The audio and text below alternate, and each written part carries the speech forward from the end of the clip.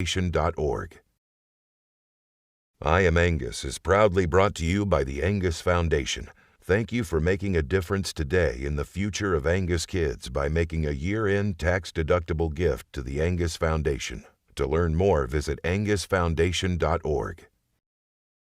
I think that what you see behind me right here is the reason I get out of my bed every day, because I just love being around the cattle. They make me happy with their ears and their fluff and, you know, the way they have the hay in their mouths, and especially during calving season when the little guys are, you know, running around the field, no care in the world. So I love the combination of that with working with the ranchers and educating consumers about why we have cattle out here in the field. I came out to the ranches with kind of an objective mindset of I didn't know anything, and so I was kind of a little sponge, you know, soaking up what it meant to be a rancher.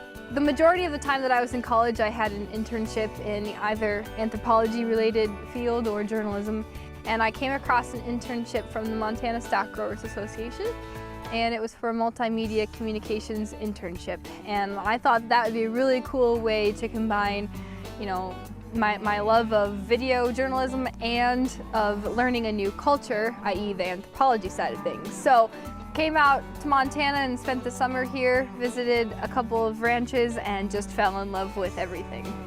One time I was at a branding where I got to use a Nord fork, which is kind of a horseshoe-shaped metal clasp that holds down a calf during branding, and I was put in charge of that, and didn't know quite how to use it, so I ended up with about 100 bruises on my legs, but that was kind of fun. I was proud to show them off because I did a good day's work.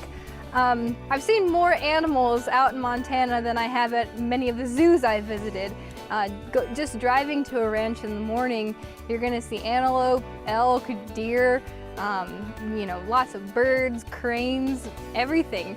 And it's really kind of exciting because you kind of get used to it, and you bring people out to Montana who've never been here, and they're whipping out their cameras to take a picture of a deer. So it's really been interesting to learn about all the different aspects of what makes a ranch a ranch. Coming out to Montana from Iowa, I had no family, no friends, knew very little about the state, knew very little about ranching, and so it was a very, very new experience. But the second that I got to a ranch, I was treated just like a member of their family. And I think that to me was very important for me to feel comfortable and to learn about who they are as people. Their patience with my questions that, what is the difference between a bull and a steer? I didn't know, but they didn't make fun of me for not knowing. They explained it to me, and I think that the combination between that and feeling like family is really what drove me to really like this place and really want to help them in any way that I could with my skill set.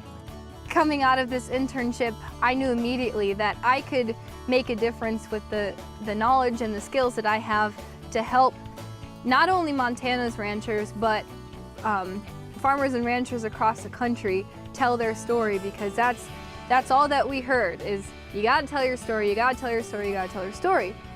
Well, I can do that. I can tell the story.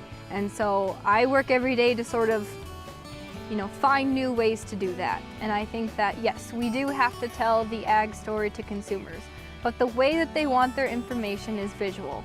People want to see the people behind beef production, any sort of agriculture. The more content that we collectively as a whole can put out there of those photos, of that life that they don't have, they're going to keep coming back for more and more and more and more. When I visit a ranch, it's very exciting for the people to be able to tell their story. And like clockwork, when I'm doing an interview and I say, tell me why you love ranching, tears. 100% of the time, it doesn't matter if it's a woman or a man, they cry.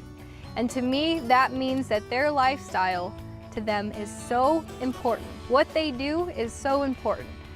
And that just motivates me to help them tell their story and to be able to continue to provide for them on that ranch. Part of my project is creating a series of coffee table photo books called Montana Family Ranching Series. And it's going to walk the reader through what happens on a ranch year. So we're going to start with calving and ultimately end up in shipping. So the readers are going to be able to see what happens on modern ranching throughout the year and how their beef grows from a baby calf to ultimately ships out to the feed yards, and the process continues.